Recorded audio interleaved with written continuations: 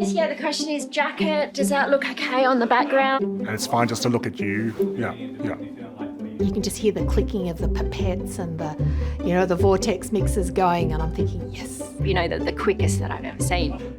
It's a trolley.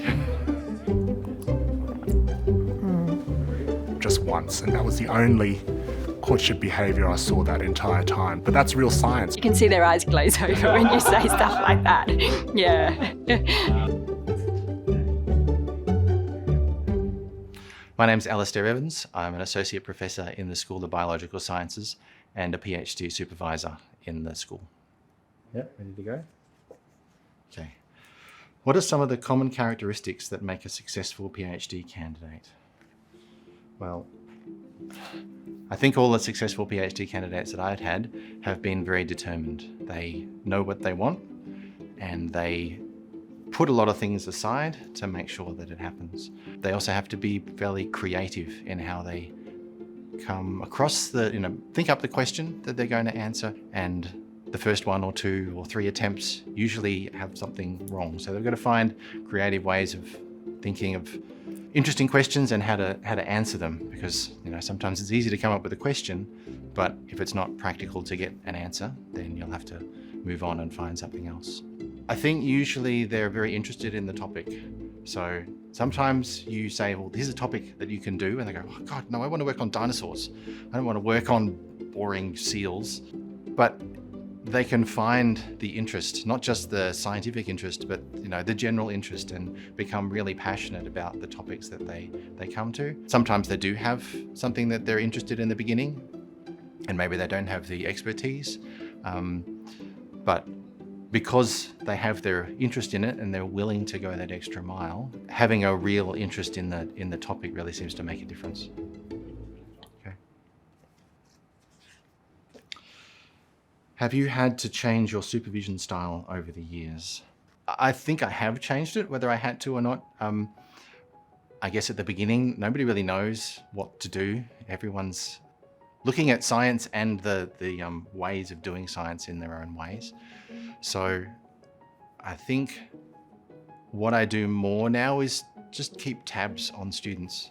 Not that I let them run wild before, but I think making sure that they know that you're there and that they can ask questions, they can chew the fat on things not just specifically about the project, but all the ancillary things, all the things that are surrounding it, that you sort of say, well, yes, you might not use that for it, but it's really useful for you to know. Maybe you'll use it in the future. You just need to be exposed to a lot of different things. Keeping tabs on them, not looking over their shoulder all the time, but aware where they are, making sure you touch base regularly.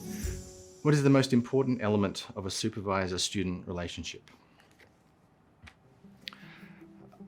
I would say that it's trust, that the supervisor and the student have to trust each other, because so much more comes out of a collaboration where you trust each other. They need to trust that I have their back, that I'm going to help them as much as I possibly can. And I need to trust them that they're going to do as well as they can. They're going to, collect data. They're going to think about things as much as possible. Because there's so much that's in the detail. I mean, if you really wanted to find a particular result, almost always you could find a way of doing that. If I say, this is what I expect to happen, I've got a prediction, and you send the student off to collect the data and analyze it and come back to you. And I'm not saying, please make sure you find that answer, because I honestly want to know what the real answer is. But I have to trust that they are going to do their best to think about things independently. And if they come back and say, well, no, that was a stupid question, that was a stupid idea, please tell me, I much prefer that. Then if you say, well, he told me that I needed to get this answer, so I'm going to find a way of doing that, it will help me because I'll get a paper straight away. It'll be done. And he'll be happy because, he told me that's what was going to happen. So I think trust is a really big component of the supervisor relationship. What do you enjoy most about supervising PhD candidates? I think the thing I really enjoy is sitting down and discussing a new topic and trying to find solutions that each of us individually wouldn't find. Each of us will bring our background, experience, knowledge, And if they're different, then there's always this conflict of speaking different languages. How are you actually going to make progress on something and agree on what the actual questions are, what the, and the approach to do it. But when you sit down, you have a back and forth about, what do we think we need to be talking about? And then you find a solution. Actually discovering something with a student is fantastic. It is one of the most brilliant things that can happen because, you never knew it was going to happen.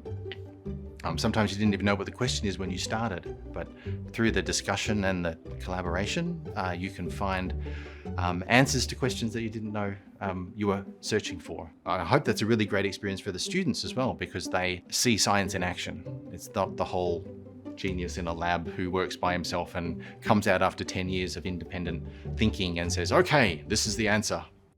What are the main differences between your PhD and a PhD now? I think that back when I was doing a PhD, I felt there was more of a sink or swim attitude. And that wasn't really, not from my supervisor. A story from Cambridge, I think it was, where a new PhD student had come from Australia and arrived to meet their supervisor for the first time. And the supervisor said, oh, you realise that I take the Cambridge attitude towards supervision. Come back to me in 3 years when you've got a thesis. Okay, well, you're either going to make it or you're not. You're not going to be supported by the institution or by the supervisor to really help you get through that. So when I was a student, there was one supervisor and you hope that you got along with him or her.